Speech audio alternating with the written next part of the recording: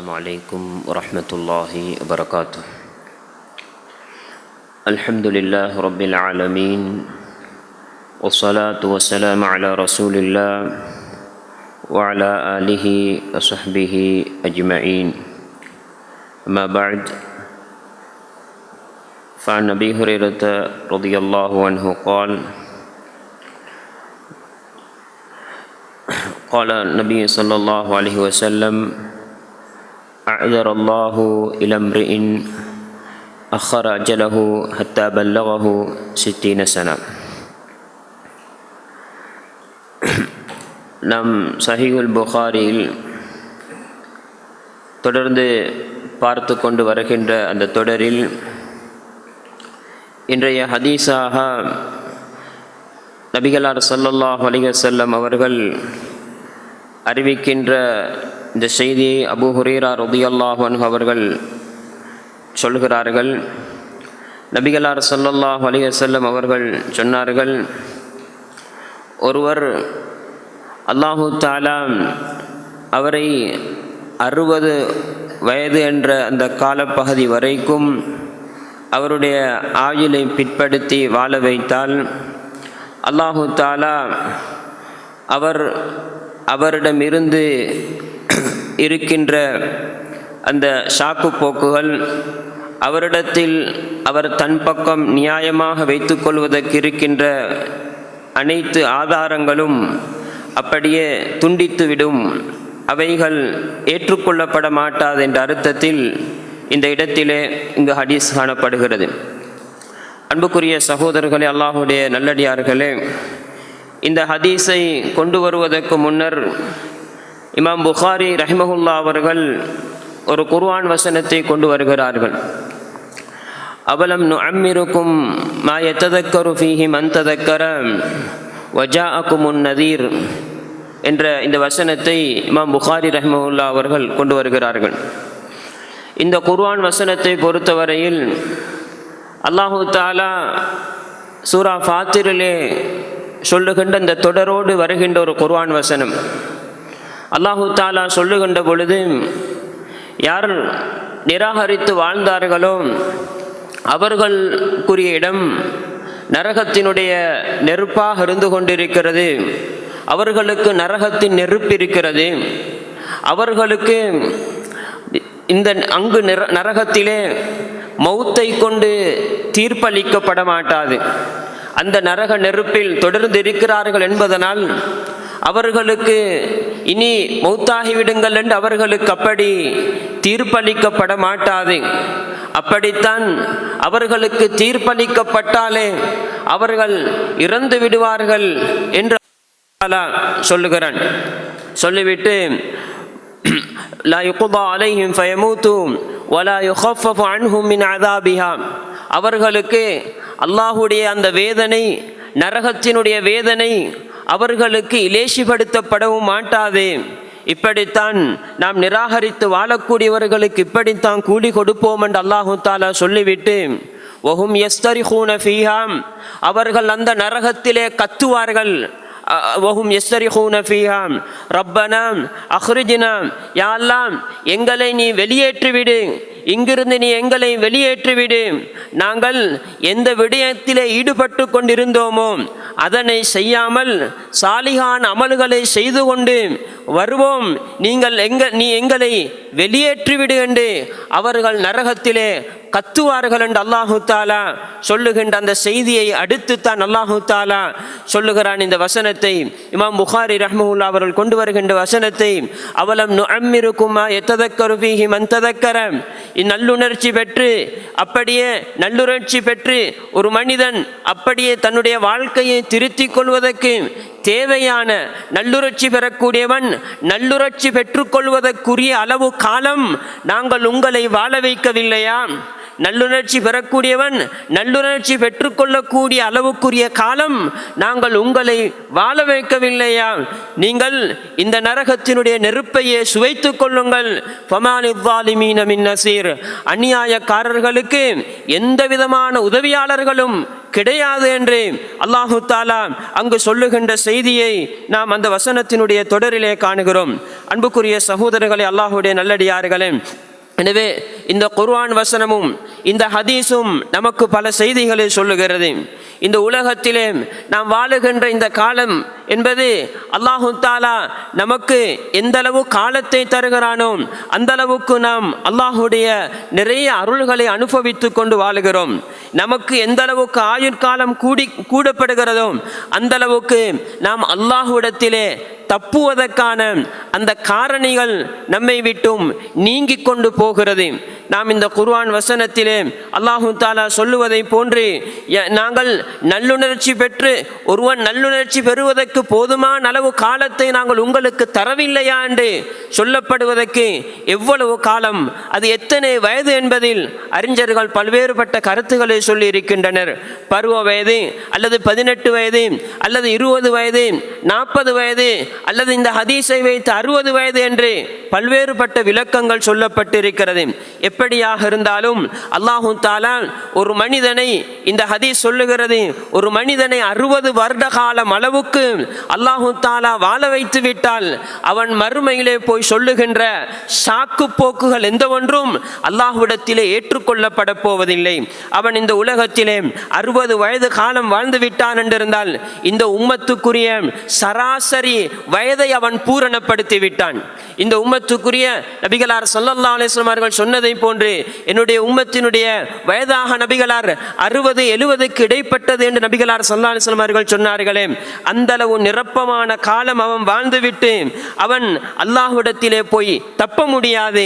அந்த அளவுக்கு அல்லாஹு தஆலா அவனை நிரப்பமான அளவுக்குரிய காலம் அவனை வாழ வைத்து விட்டால் அவன் அல்லாஹ்விடத்தில் இனி அவன் இந்த உலகத்திலே விட்ட தவறுகளுக்காக, அவன் இந்த உலகத்திலே அலட்சியமாக நடந்து கொண்ட விஷயங்களுக்காக, எனக்கு அப்படி தெரியாமல் இருந்தது, எனக்கு இப்படி தெரியாமல் இருந்தது, எனக்கு அப்படி முடியவில்லை இப்படி முடியவில்லை என்று அல்லாஹ்விடத்தில் எந்த ஒரு சாக்கு போக்குகளையும் அல்லாஹு தஆலா ஏற்றுக்கொள்ள போவதில்லை என்ற அந்த செய்தியைத்தான் இந்த ஹதீஸ் சொல்லுவதை நாங்கள் புரிந்து கொள்ளலாம்.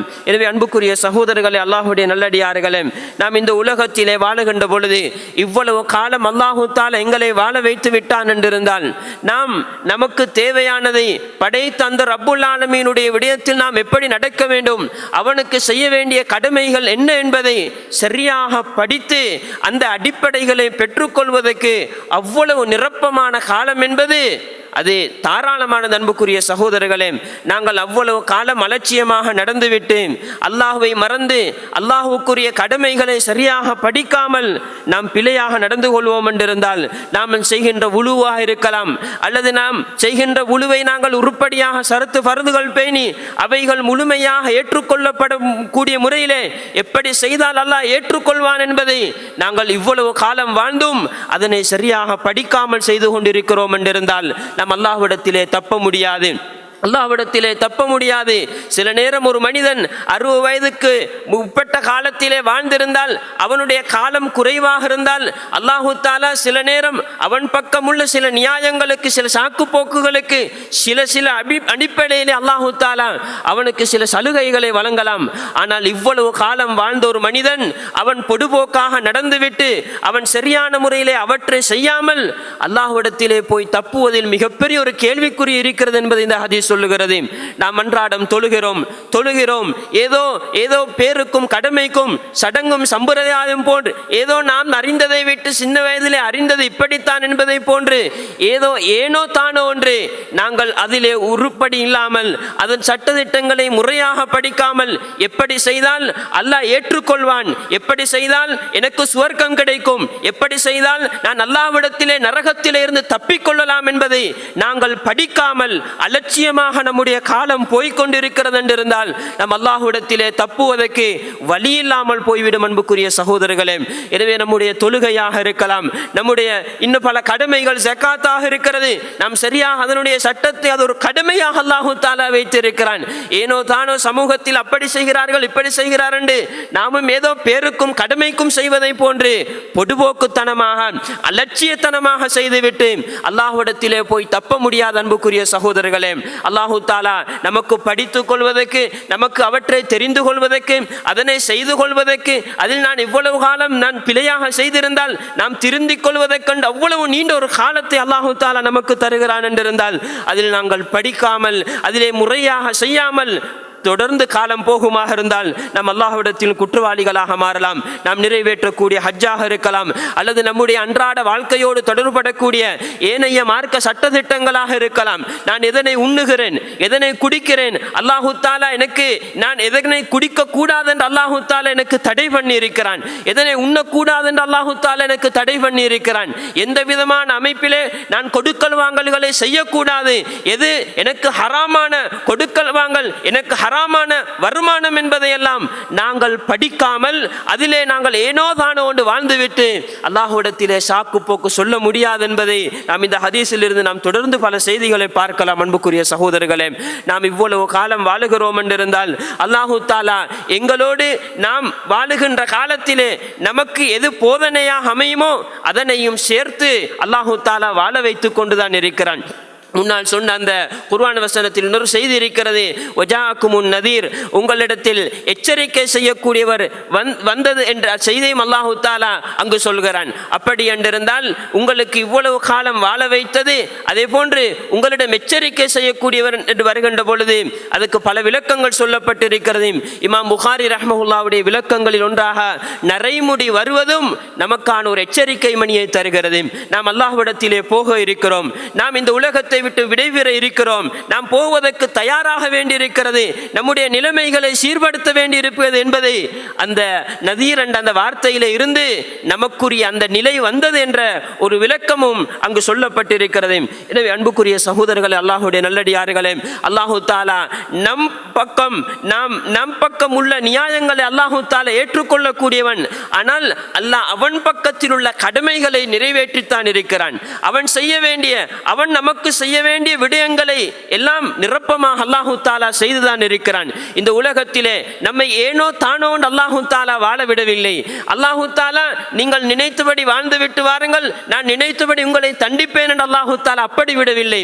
அல்லாஹு தாலா நமக்காக அல்லாஹு தாலா தூதர்மார்களை அனுப்பினான், நமக்காக அல்லாஹு தாலா வேதங்களை அனுப்பினான், நமக்காக அல்லாஹுடைய வழிகாட்டல்கள், அல்லாஹுடைய தூதருடைய போதனைகளை எல்லாம் அல்லாஹு தாலா அவன் பக்கம் உள்ள கடமைகளை, அவன் செய்ய வேண்டிய எல்லா ஆதாரங்களையும் அல்லாஹு தாலா நிறைவேற்றித்தான் இருக்கிறான். இப்படியெல்லாம் நிறைவேற்றப்பட்டதற்கு பின்னர் நாங்கள் பொடுபோக்குத்தனமாக வாழ்ந்துவிட்டு அல்லாஹ்விடத்தில் சாக்கு போக்கு சொல்ல முடியாத அன்புக்குரிய சகோதரர்களே, நாம் இந்த அடிப்படையை சரியாக புரிந்து கொள்ள வேண்டும்.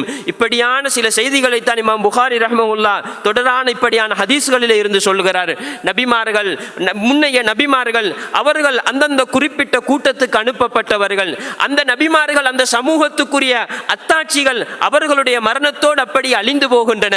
ஆனால் இந்த நபிக்குரிய அத்தாட்சி, இந்த நபி முழு இந்த நபி மறுமை வரைக்கும் உள்ள நபி, இந்த நபியினுடைய போதனை, இந்த மார்க்கம் மறுமை வரைக்கும் உள்ள போதனை. அதனால் அல்லாஹு தாலா இந்த நபிக்கு கொடுத்த அந்த அத்தாட்சியையும் தொடர்ந்து வாழ வைத்திருக்கிறான். அது நமக்கு எதிரான சாட்சியாகத்தான் மறுமையிலே வந்து நிற்க போகிறது. எனவே அன்புக்குரிய சகோதரர்களே, நம் பிழையாக கவனீனமாக நடந்தால் நமக்கு ஒன்றும் தெரியாது, நமக்கு நபி வரவில்லை, நமக்கு தூதர் வரவில்லை, எங்களுக்கு அப்படி இல்லை இப்படி இல்லை என்று எந்த ஒன்றும் சொல்ல முடியாது. அன்புக்குரிய சகோதரர்களே, அல்லாஹு தாலா அவனுடைய வேதத்தை வாழ வைத்திருக்கிறான். நம்மோடு மறுமை வரைக்கும் அது வாழப்போகிறது. அனைவருக்கும் உரிய ஆதாரமாக அல்லாஹ்விடத்தில், அல்லாஹுடைய பக்கத்தில் இருந்து அவனுக்குரிய விடயத்தை, அவன் செய்ய வேண்டியதை செய்திருக்கிறான் என்பதற்குரிய அந்த செய்தியாக அது இருக்கிறது. எனவே அன்புக்குரிய சகோதரர்களே, அல்லாஹுடைய நல்லடியார்களே, அல் குர்ஆன் நமக்கு இந்த செய்திகளை பல வசனங்களினூடாக சொல்லி தருகிறது. அல்லாஹு தாலா இன்னொரு வசனத்திலே சொல்லுகின்ற பொழுது, நாங்கள் அவர்களுக்கு இறக்கி வைத்தது போதாதா, அவர்கள் ஒவ்வொரு காரணங்கள் சொல்லுகின்ற பொழுது நாங்கள் இறக்கி வைத்ததில் எல்லாம் இருக்கிறதே என்ற அர்த்தத்திலே அல்லாஹு தாலா சொல்லுகின்ற செய்தியையும் நாம் அல் குர்ஆனுடைய சில வசனங்களினூடாக புரிந்து கொள்கிறோம். எனவே அன்புக்குரிய சகோதரர்களே, அல்லாஹுடைய நல்லடியார்களே, நாம் நம்முடைய நிலைமையை சற்று நாங்கள் பரிசீலனை செய்ய வேண்டும். நாங்கள் காபிர்களை போன்று மறுமையை மறுத்து வாழக்கூடியவர்கள் அல்ல, மறுமையை நிராகரித்து வாழக்கூடியவர்களும் அல்ல. மறுமை ஒன்று இருக்கிறது என்பதை நம்பி வாழக்கூடியவர்கள். அதற்காக நாங்கள் இங்கு தயாராக வேண்டி இருக்கிறது, இந்த தயாரிப்பிலே தான் அங்கு விமோசனம் இருக்கிறது என்பதை எல்லாம் நாங்கள் ஏற்றுக்கொண்டு வாழுகிறோம். ஆனால் இன்றைக்கு இருக்கின்ற இந்த உலகத்தினுடைய சோடிகளுக்கு மத்தியில் இந்த உலகம் இவ்வளவோ நமக்கு நம்முடைய திசைகளை திருப்பின்ற அளவுக்கு, நம்மை மறுமையை அல்லாஹ்வை மறக்கடிக்க செய்கின்ற அளவுக்கு, அந்த அளவுக்கு வேலை பழுக்களும் அந்த அளவு நம்மை கவர்ச்சிப்படுத்துகின்ற அப்படியான ஒரு காலத்தில் நாம் வாழ்ந்து கொண்டிருக்கிறோம். அன்புக்குரிய சகோதரர்களே, நாங்கள் இப்படியான நிலையில் நாங்கள் மிச்சம் கவனமாக இருக்க வேண்டியிருக்கிறது.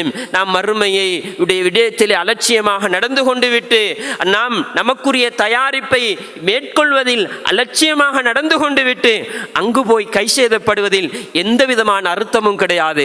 அங்கு போய் கை சேதப்படுவதில் எந்த விதமான அர்த்தமும் கிடையாது. வெறும் அது கை சேதமாகத்தான் மிஞ்ச போகிறது. நாங்கள் அங்கு போய் எந்த ஒரு சலுகையையும் அல்லாஹ்விடத்திலே கேட்க முடியாது. இங்கு நாங்கள் புத்திசாலித்தனமாக நாங்கள் சேமித்துக் கொண்டால்தான் நாம் வெற்றி அடைய போகிறோம். அன்புக்குரியவர்களே, எனவே இந்த செய்திகளில் இருந்து நாங்கள் படித்துக் கொள்ள வேண்டும். குர்ஆனோடு நாங்கள் எப்படி இருக்கிறோம், குர்ஆனுக்குரிய கடமையை இவ்வளவு காலம் வாழ்ந்திருக்கிறோம், என்ன செய்திருக்கிறோம். அன்புக்குரிய சகோதரர்களே, வெறுமனே ஏதோ குர்ஆனை பரக்கத்துக்கும் நன்மைக்கும் ஓதுவதற்குரிய ஒன்றோ என்பதை போடுதான் இவ்வளவு காலம் வாழ்ந்தும் நாங்கள் அப்படித்தான் இருக்கிறோம். நாங்கள் இந்த உலகத்திலே எத்தனை கல்விகளை படித்திருக்கிறோம், எத்தனை துறைகளை படித்திருக்கிறோம், எத்தனை விஞ்ஞான தியரிகளை, விஞ்ஞான உண்மைகளை எல்லாம் நாங்கள் சொல்லுகிறோம், படிக்கிறோம், தேடுகிறோம், எல்லாம் தெரிந்திருக்கிறது. ஆனால் அல் குர்ஆனில் இந்த ஜுஸில் இன்னின்ன செய்திகள் தான் இருக்கிறது என்பதை இவ்வளவு காலம் வாழ்ந்து நாங்கள் படித்திருக்கிறோம். அன்புக்குரியவர்களே, அல் குர்ஆனை சிந்தித்திருக்கிறோமா? அல் குர்ஆன் ஏன் தரப்பட்டிருக்கிறது என்பதை அல் குர்ஆனில் நிறைய இடங்களில் இதிலிருந்து சிந்தனை பெறுவதற்கு, இதிலிருந்து படிப்பினை பெறுவதற்கென்று அல்லாஹ் தஆலா சொல்கிறானே. நானும் நீங்களும் அல்லாஹ்வுடைய மன்றிலே போய் நிற்கின்ற பொழுது, அல்லாஹ்வுடைய முன்னிலையிலே போய் நிற்கின்ற பொழுது, நபிகளார் ஸல்லல்லாஹு அலைஹி வஸல்லம் அவர்கள் மறுமையில் குர்ஆனை புறக்கணித்த சமூகம் என்று சொல்லுகின்ற பொழுது, நாம் அல் குர்ஆனை சிந்திக்காமல், அல் குர்ஆனை படிக்காமல், அல் குர்ஆனை ஆய்வு செய்யாமல், அல் குர்ஆனில் உள்ள போதனையோடு நாம் நம்மை உள்வாங்கிக் கொள்ளாமல் நாம் இருந்தோம் என்றிருந்தால் அல் குர்ஆனுடைய விடயத்தில் நாம் குற்றவாளிகளா இல்லை? அன்புக்குரிய சகோதரர்களே, இவ்வளவு காலம் வாழ்ந்தும் நாம் அல் குர்ஆனை முழுமையாக படிக்கவில்லை என்றிருந்தால், அல் குர்ஆனில் என்ன சொல்லப்பட்டிருக்கிறது என்பதை இவ்வளவு காலம் வாழ்ந்தும் நான் இன்னும் வாசித்து முடிக்கவில்லை என்றிருந்தால், அதில் உள்ள போதனைகளிலிருந்து நாம் படிப்பினை பெற்றுக்கொள்ளவில்லை என்றிருந்தால், அந்த போதனைகளிலிருந்து என்னுடைய ஈமானை நாம் பலப்படுத்தவில்லை என்றிருந்தால், என்னுடைய தக்வாவை நான் அதிகரிக்கவில்லை என்றிருந்தால், அன்புக்குரிய சகோதரர்களே, இப்படி ஒரு குர்ஆன் எங்களோடு வாழ்வதில் என்ன அர்த்தம் இருக்கிறது? அன்புக்குரியவர்களே, நம்முடைய வீட்டில் 10 அல்ல 100 குர்ஆன் இருப்பதிலும் என்ன அர்த்தம் இருக்கிறது? இவ்வளவு காலம் வாழ்ந்தும் அல் குர்ஆனுடைய விடயத்தில் இந்த மிகப்பெரிய கடமையை அல்லாஹு தஆலா சிந்திப்பதற்காக அல்லாஹு தஆலா சொல்கிறானே, அதிலிருந்து படிப்பதற்காக அல்லாஹு தஆலா சொல்கிறானே. நாம் இவ்வளவு காலம் வாழ்ந்தும் இதில் அலட்சியமாக நடந்து அல்லாஹ்விடத்தில் குற்றவாளிகளாக மாறிவிடக்கூடாது. அன்புக்குரிய சகோதரர்களே, எனவே நாம் வாழுகின்ற இந்த காலம் அல்லாஹு தஆலா எந்த அளவு எங்களுடைய ஆயுள் காலத்தை கூட்டிக் கொண்டு போகிறானோ அந்த அளவுக்கு நாம் அல்லாஹ்விடத்தில் தப்பிக்கொள்வதற்கான, சாக்குப்போக்குகள் சொல்வதற்கான வாய்ப்புகள் குறைந்து கொண்டே போகிறது என்ற அந்த உண்மையை நாங்கள் இந்த சந்தர்ப்பத்திலே புரிந்து கொள்ள வேண்டும். எனவே அன்புக்குரிய சகோதரர்களே, அல்லாஹ்வுடைய நல்லடியார்களே, நபிகளார் ஸல்லல்லாஹு அலைஹி வஸல்லம் அவர்கள் சொன்னார்கள், ஒரு மனிதன் யார் அல்லாஹ்வை சந்திப்பதற்கு ஆசைப்படுகிறானோ அல்லாஹ் தஆலா அவனை சந்திப்பதற்கு ஆசைப்படுகிறான்.